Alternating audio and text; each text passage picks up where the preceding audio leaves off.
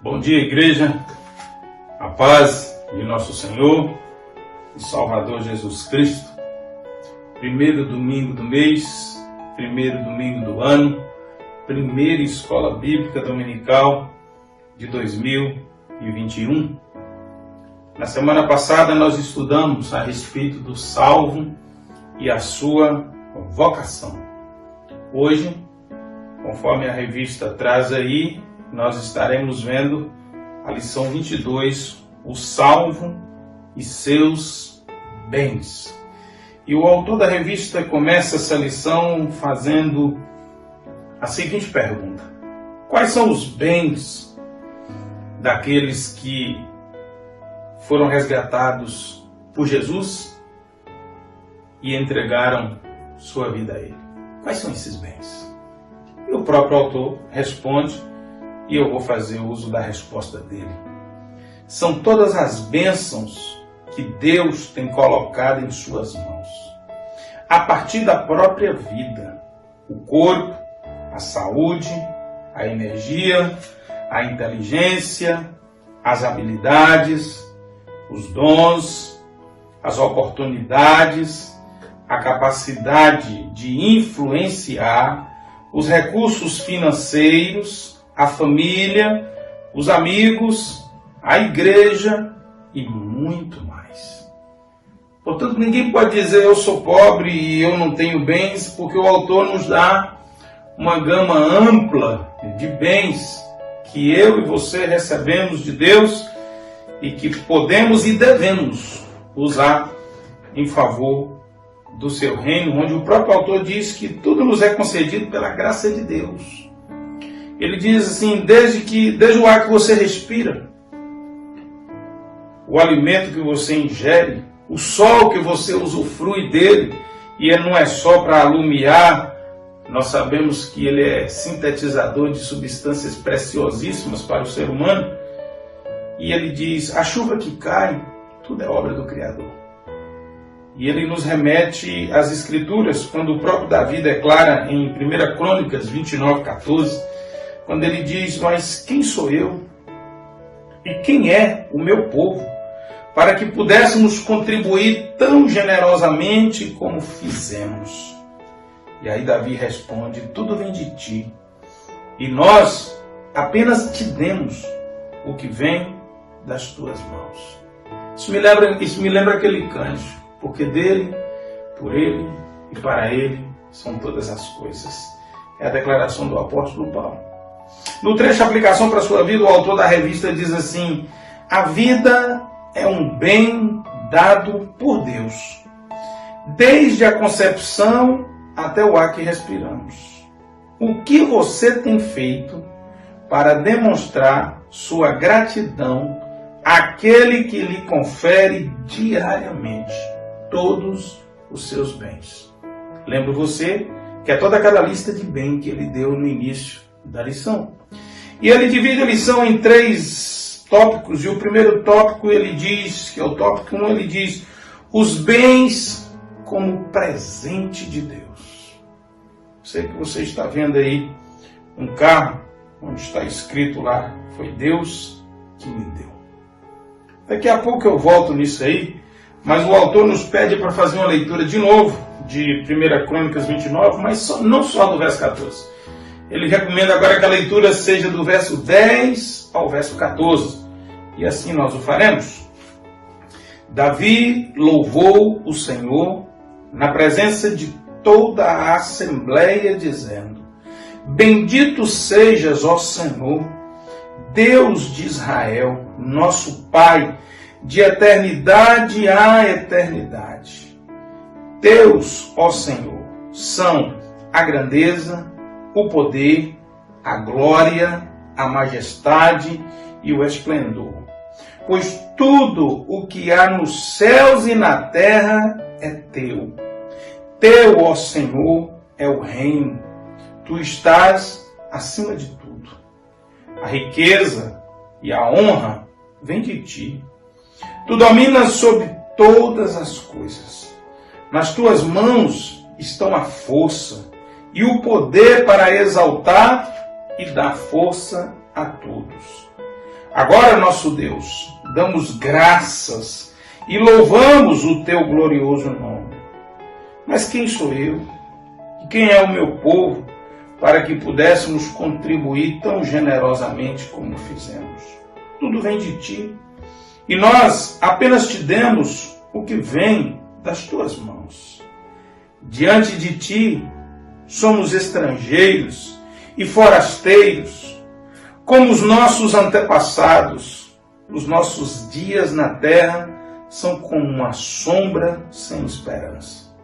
Ó Senhor, nosso Deus, todas essas riquezas que ofertamos para construir um templo em honra ao teu nome, vem das tuas mãos, e toda ela pertence a ti.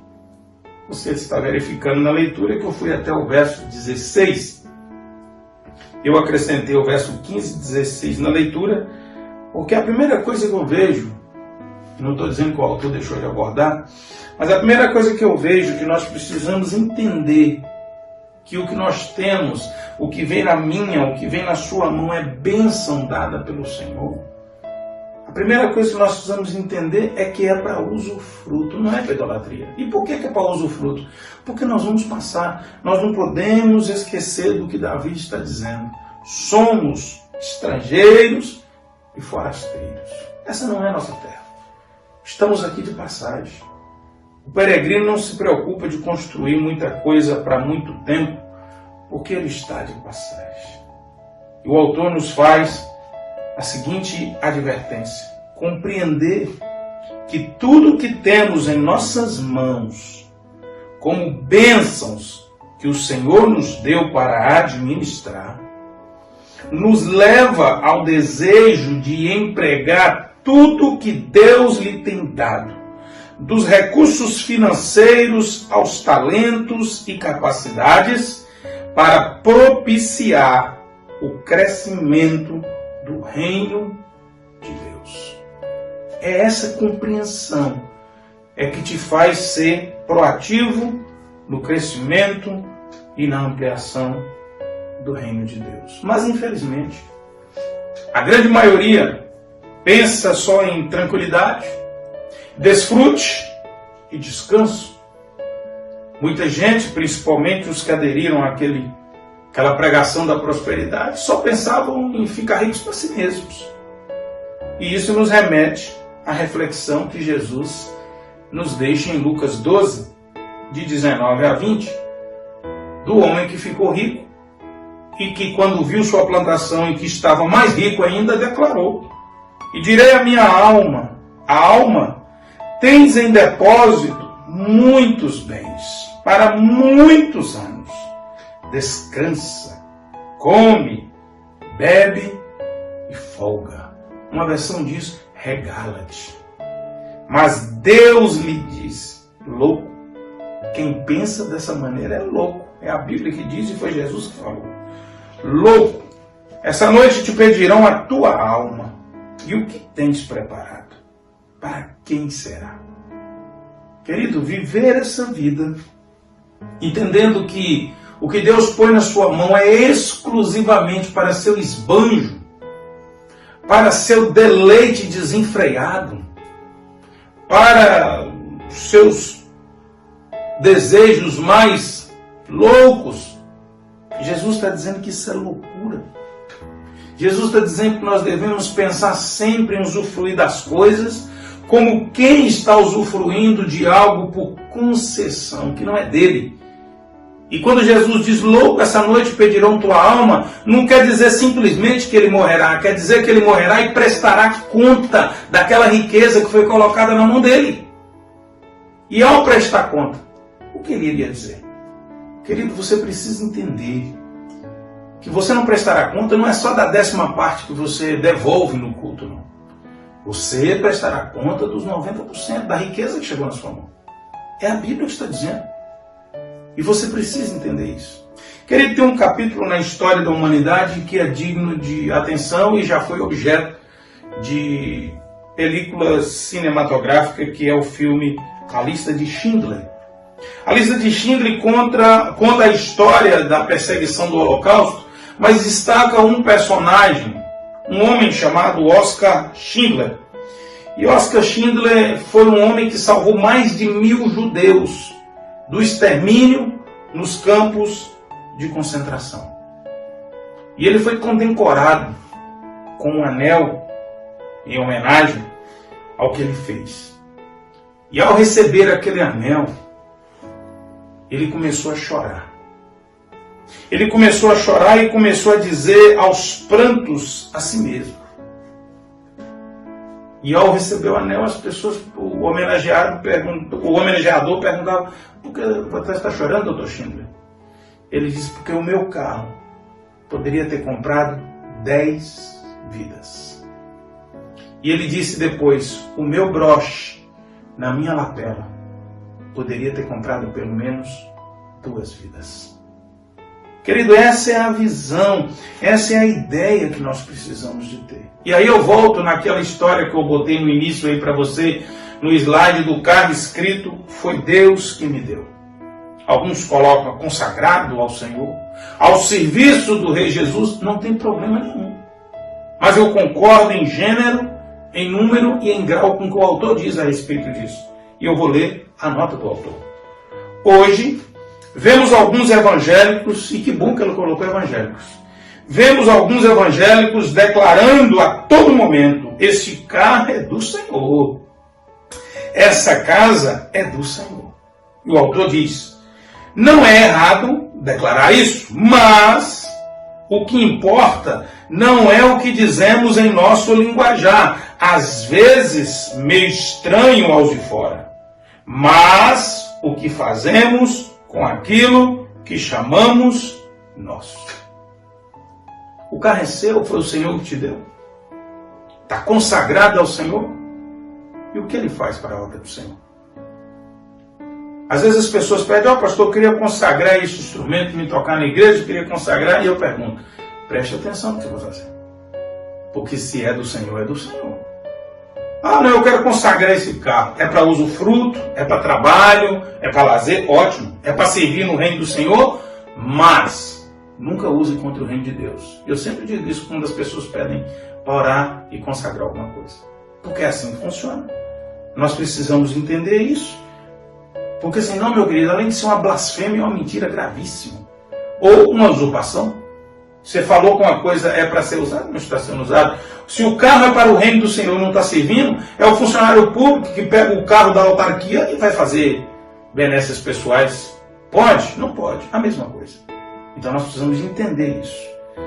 E a evidência bíblica que eu vejo para isso está lá em Mateus 21, de 1 a 3. Olha que coisa fantástica. Quando se aproximaram de Jerusalém e chegaram a Betfagé, ao Monte das Oliveiras, Jesus enviou 2 discípulos, dizendo-lhes: vão ao povoado que está diante de vocês. Logo encontrarão uma jumenta amarrada, com um jumentinho do lado. Desamarrem-nos e tragam-nos para mim. Se alguém lhes perguntar algo, diga-lhes que o Senhor precisa deles e logo os enviará de volta. Nós não temos aqui uma nota: e o dono da jumenta foi correndo atrás. Não temos. Mas o jumento tinha escrito no pescoço: a serviço do Rei Jesus. Não. Querido, é isso que Jesus está nos ensinando. Tudo que está na criação está a serviço do Criador. É isso que Jesus está ensinando. E aqui nós temos uma maneira prática. Aqui nós temos uma evidência histórica registrada disso. E aí, querido, nós precisamos repensar algumas coisas. Na última ceia, Jesus falou que tinha uma casa pronta para ele sair, que fosse lá, falasse com o dono da casa, e o que aconteceu? O dono da casa cedeu a casa. Pense muito nisso. Mas aí, no segundo tópico, o autor nos chama a uma outra reflexão agora. Os bens administrados com sabedoria. Os bens administrados com sabedoria. O autor da revista diz: é claro que é da responsabilidade do discípulo administrar todos os bens que Deus lhe colocou nas mãos. Isso inclui sua vida, seu corpo, e como tem gente que vai pagar caro na prestação de conta disso, sua mente, seu tempo, meu Deus, sua capacidade, seu dinheiro, tudo é administrado por ele, o discípulo, diz o autor. E ele deixa claro uma nota explicativa. Na queda do homem, Deus não retirou duas coisas do homem. Nem o livre-arbítrio que ele tinha para fazer escolhas, e nem o poder de administrar o que estava criado. Deus não retirou isso da mão do homem. Deus deixou a criação sob o domínio dele. Mas, porém, Deus não o eximiu da sua responsabilidade. O homem continua responsável. Então isso é muito sério, querido. Não descanse em outra verdade, não, porque não é a verdade. É falácia, é mentira, é distorção das Escrituras. Nós somos responsáveis. O autor nos propõe ler um texto, mas eu vou ler primeiro o texto que para mim é extremamente revelador, 2 Coríntios 9, de 9 a 12. Conforme está escrito, espalhou, deu aos pobres, e a sua justiça permanece para sempre. A sua lei não muda, é isso que está dizendo o texto. A sua maneira de julgar, a palavra julgadora é a mesma em todos os tempos. Agora olha o que ele diz. Ora, aquele que dá semente ao que semeia, separou, vos dê pão para comer. Semente e pão separados.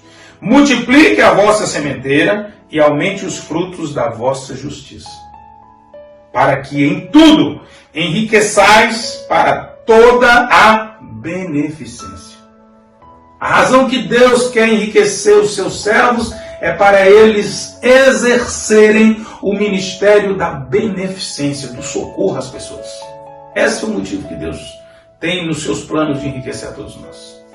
Então você recebe pão e você recebe semente. Pão é para comer, semente não. Olha aí, o texto está dizendo: o qual faz que por nós, os que semeiam, os que exercem a beneficência, se deem graças a Deus. Quando eu e você deixamos de exercer esse ministério, nós roubamos momentos de glória devida ao Senhor. Olha que coisa séria. Como assim, pastor? Olha aqui. Porque a administração desse serviço não só supre a necessidade dos santos, não só socorre os que precisam, mas também é abundante em muitas graças que se dão a Deus. Quando você deixa de socorrer um santo, um servo do Senhor, você rouba a graça de Deus, a glória que ele receberia. Prestaremos conta de tudo. Do dinheiro, da graça roubada, da glória, do corpo, dos pensamentos, do talento. Prestaremos conta de tudo. E aí eu vou no texto do autor de 2 Coríntios 5,15. Ele morreu por todos, para que os que vivem não vivam mais para si, mas para aquele que por eles morreu e ressuscitou. Isso é altruísmo. Ele deu sua vida por nós e espera que no mínimo, nós venhamos a dar o que ele tem nos dado. Ele não pediu para você morrer por ninguém, apenas que você socorra o seu irmão. Nota do autor da revista: será que estamos mais preocupados em usar o que Deus nos tem dado para satisfazer desejos egoístas, sem nos preocuparmos com a vontade de Deus? É uma pergunta que nos leva a repensar.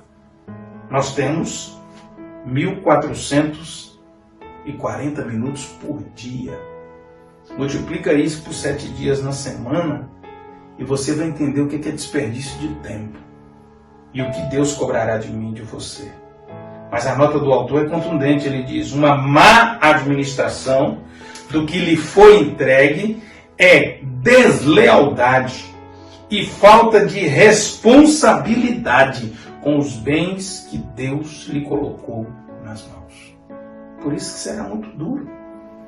Será muito duro esse tratamento. E aí eu acrescentei um texto que, na minha concepção, Jesus fala bem sobre má administração. Lucas 14, 28 a 30. Qual de vocês, se quiserem construir uma torre, primeiro não se assenta, calcula o preço para ver se tem dinheiro suficiente para completá-la? Pois se lançar o alicerce e não for capaz de terminá-la, todos os que virem rirão dele, dizendo: este homem começou a construir e não foi capaz de terminar. Jesus dá um exemplo do que uma má administração faz. Vergonha, traz zombaria e tristeza. E aí o autor nos chama para o terceiro e último ponto, a bênção de uma fiel administração. Mateus 6, 19 a 21 é o texto que ele nos chama a refletir. Não ajunteis tesouros na terra, onde a traça e a ferrugem tudo consomem, e onde os ladrões minam e roubam. Mas ajuntai tesouros nos céus, onde nem a traça, nem a ferrugem consomem, e onde os ladrões não minam e nem roubam. Porque onde estiver o vosso tesouro, ali estará também o vosso coração. Onde estão os seus valores? Onde estão as coisas que você tem por grandiosas, estará no seu coração. Como tem pessoas que valor para eles são dinheiro, o coração deles está no dinheiro. O autor diz assim, a principal bênção de uma administração fiel é saber que se está aplicando os bens naquilo em que realmente vale a pena, pois beneficia pessoas e honra ao Senhor. Precisamos então manter a visão de peregrino, e foi por essa razão que eu avancei mais 2 versículos no texto de Crônicas. 1 Pedro 2,11. Amados, insisto em que, como estrangeiros e peregrinos no mundo, vocês se abstenham dos desejos carnais que guerreiam contra a alma. A guerra da alma todinha é contra os desejos da carne. E aí você esquece do detalhe mais importante, que você é peregrino. Uma advertência séria, nós lemos então em Filipenses 3, 17 a 21. Irmãos, sigam unidos o meu exemplo e observem os que vivem de acordo com o padrão que lhes apresentamos. Pois como já lhes disse repetidas vezes, agora repito com lágrimas, há muitos que vivem como inimigos da cruz de Cristo. Quem são eles? Quanto a estes, o seu destino é a perdição. Por quê? O seu Deus é o estômago e tem orgulho do que é vergonhoso. Eles só pensam nas coisas terrenas. Esse Réveillon foi prova disso, querido. Quantos não se preocuparam com farra, festa, bebedeira e nem sequer lembraram do Senhor? Quantos? A nossa cidadania, porém, está nos céus, de onde esperamos ansiosamente um Salvador, o Senhor Jesus Cristo, pelo poder que o capacita a colocar todas as coisas debaixo do seu domínio. Ele transformará os nossos corpos humilhados para serem semelhantes ao seu corpo glorioso.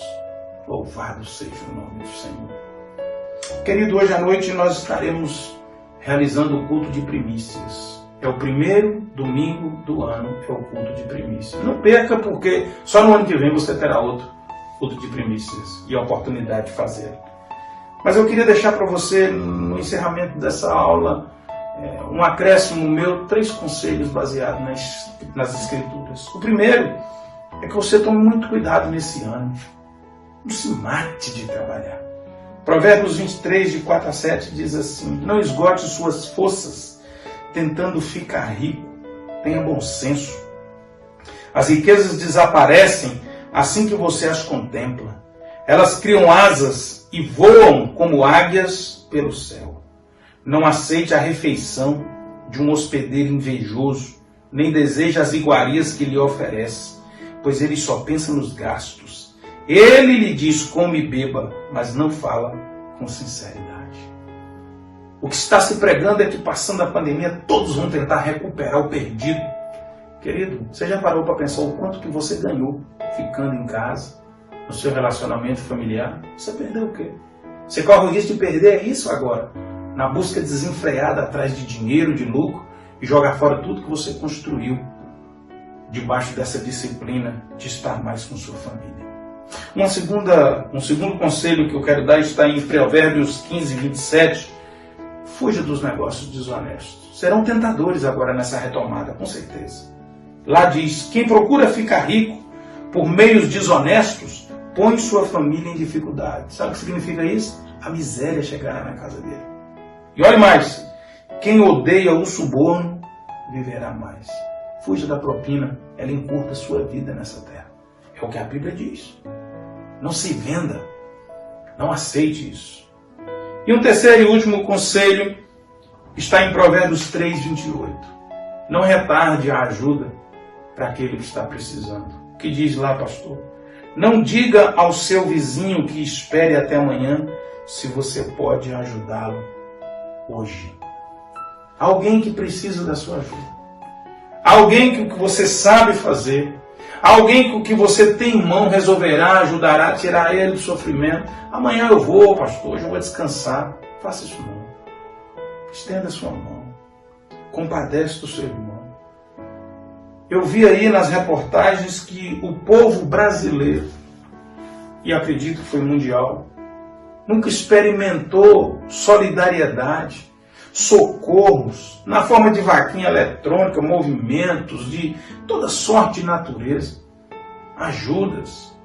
Todo mundo se mobilizou. Turma que pedalava bicicleta entregou cesta básica em comunidade carente. Eu vi aí uma associação que as pessoas ficaram 30 horas pedalando num parque da cidade e em troca do sacrifício dele você deixava 1 quilo e eles disseram que muitas cestas foram arrecadadas e muitas pessoas puderam ser alimentadas. Querida, essa pandemia, além das mortes, do sofrimento, ela ensinou muita coisa.